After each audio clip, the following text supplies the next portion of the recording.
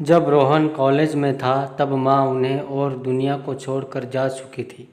एक काम वाली बाई शंकु थी जो सुबह से लेकर शाम तक उनके घर का सारा काम करती थी। नई नई शादी हुई थी, इसलिए शंकु बाई का दिन भर घर में रहना सीमा को अपनी प्राइवेसी में बांधा सा लगता था।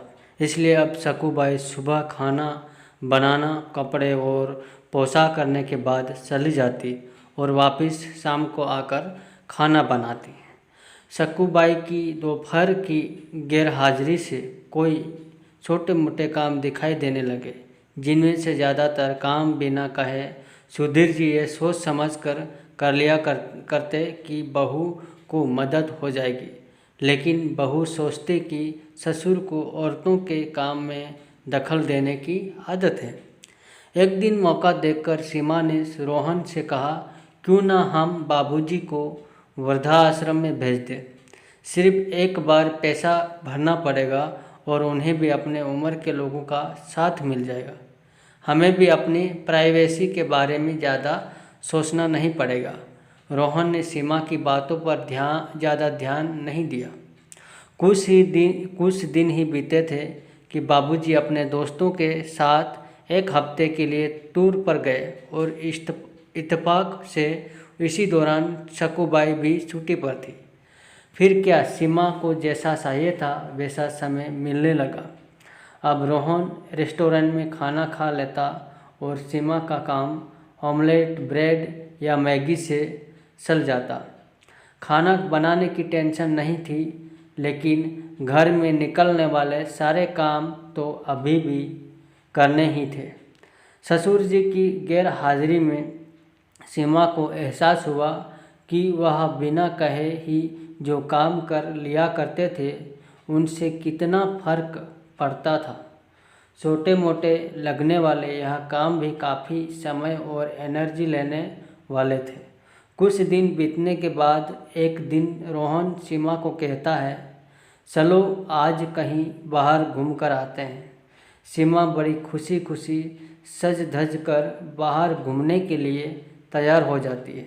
रोहन सीमा को अपने घर से 4 किलोमीटर दूर एक साल में लेकर आता है। एक आदमी रोहन के हाथों में एक चाबी देता है। रोहन उस चाबी को लेकर साल का एक कमरे का दरवाज़ा खोलता है। कमरा खोलते ही 2 रूम वाले उस छोटे से अंधेरे से भरे घर के अंदर रोहन सीमा को लेकर जाता है और कहता है, कैसा लगा तुम्हें हमारा नया घर। रोहन कहता है, हम अगले महीने से इसी मकान को भाड़े से लेकर रहेंगे, अलग और अपनी प्राइवेसी का मज़ा लेंगे। अभी मेरी आमदनी के हिसाब से हम इसी को एफोर्ड कर सकते हैं। रोहन का यह व्यवहार सीमा के समझ में नहीं आया। वह सोचते हुए कहती है, हमारे पास इतना बड़ा घर तो है, फिर क्यों हम भाड़े से रहेंगे। रोहन उसे टोकते हुए कहता है, सोच समझ कर बोला करो। वह घर हमारा नहीं है, वह माँ बाबूजी का है। तुम्हारे पास 1 महीना है सोचने के लिए कि तुम्हें आगे क्या करना है। दोनों वहाँ से वापस अपने घर लौट आते हैं। पूरे रास्ते सीमा के दिमाग में तरह तरह के विचार चल रहे थे। घर पहुँचते ही उसने रोहन से कहा, माना कि यह घर माँ बाबूजी का है, लेकिन क्या हमारा इस पर कोई हक नहीं है। रोहन ने कहा, बिल्कुल है, लेकिन माँ बाबूजी के बाद जब तक वह है तब तक तो नहीं। अगर तुम्हें हक समझ में आता है तो तुम्हें जिम्मेदारियाँ भी समझ में आती होंगी। सिर्फ हक के बारे में सोच कर और अपनी जिम्मेदारियों भूलकर स्वार्थी होना क्या भला अच्छा होता है।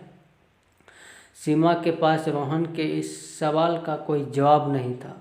वह सोचने लगी कि उसने अपने क्षणिक सुख के स्वार्थ के लिए इतने नीचे गिर कर ऐसी घटिया सोच अपने दिमाग में आने दी। उसे मन ही मन पछतावा होने लगा। सीमा रोहन से बोली, मुझे माफ़ कर दीजिए, मैं सच में स्वार्थी हो गई थी, मुझसे बहुत बड़ी गलती हो गई। रोहन बोला, तुम्हें पछतावा हुआ है, मेरे लिए यही काफ़ी है। मैं तुमसे नाराज़ नहीं हूँ। बेटे और बहू का यह वार्तालाप सुधीर जी दरवाजे पर खड़े होकर सुन रहे थे। उन्होंने आसमान की तरफ देखा और बोले, भाग्यवान तुम धन्य हो जो तुमने ऐसे बेटे को जन्म दिया है। उन्होंने दरवाज़ा खटखटाया। बहू ने दरवाज़ा खोला तो उनके हाथों में पकड़ी थैली से गरम गरम समोसे की सुगंध उसको आने लगी। ससुर ने अपनी बहू से कहा, वो कोने वाले हलवाई के पास से लाया हूँ, तुम्हें बहुत पसंद है ना। सीमा को अपने ससुर के प्रति विचार और ससुर के उसके प्रति प्यार, उन दोनों का फर्क समझ में आते ही उसकी आंखों में पश्चाताप के आंसू और चेहरे पर अपने परिवार के प्यार के कारण मुस्कान आ गई। दोस्तों, इंसानी दिमाग में दिन भर में हजारों विचार आते हैं, कुछ अच्छे कुछ बुरे, लेकिन किसी भी विचार को शब्दों में परिवर्तित करने से पहले उनको समझना बहुत ज़रूरी है। अक्सर विचार और वास्तविकता एक दूसरे से मेल नहीं खाते हैं।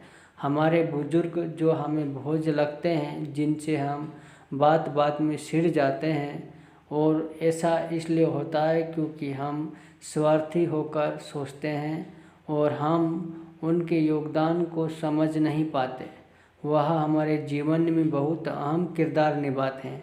आशा करता हूँ ये छोटा सा वीडियो आप लोगों को बहुत अच्छा लगा। तो हमारे चैनल को सब्सक्राइब करें। जय हिंद, जय भारत।